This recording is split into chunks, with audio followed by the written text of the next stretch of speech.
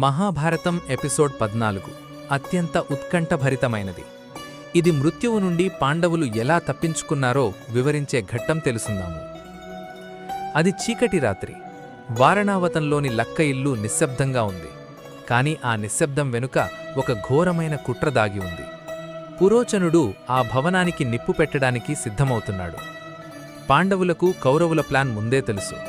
పురోచనుడు నిప్పు పెట్టకముందే భీముడు అతడిని బంధించి తానే స్వయంగా భవనం నలుమూలలా నిప్పు పెడతాడు. భయంకరమైన మంటలు ఆకాశాన్ని తాకుతాయి. చూసేవారికి పాండవులు చనిపోయారనిపించేలా ఆ మంటలు చెలరేగుతాయి.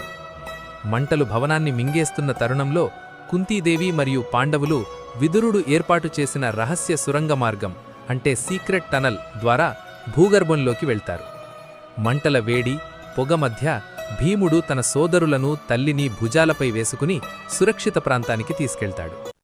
మరుసటి రోజు ఉదయం హస్తినాపురానికి వార్త చేరుతుంది. పాండవులు సజీవ దహనమయ్యారు. కౌరవులు పైన ఏడుస్తున్నట్లు నటిస్తూ లోపల ఆనందపడతారు. కాని పాండవులు మారువేషంలో అడవిలోకి ప్రవేశించి కొత్త జీవితాన్ని ప్రారంభిస్తారు. తరువాత వారి పరిస్థితి ఏమిటి? నెక్స్ట్ ఎపిసోడ్లో. Please subscribe.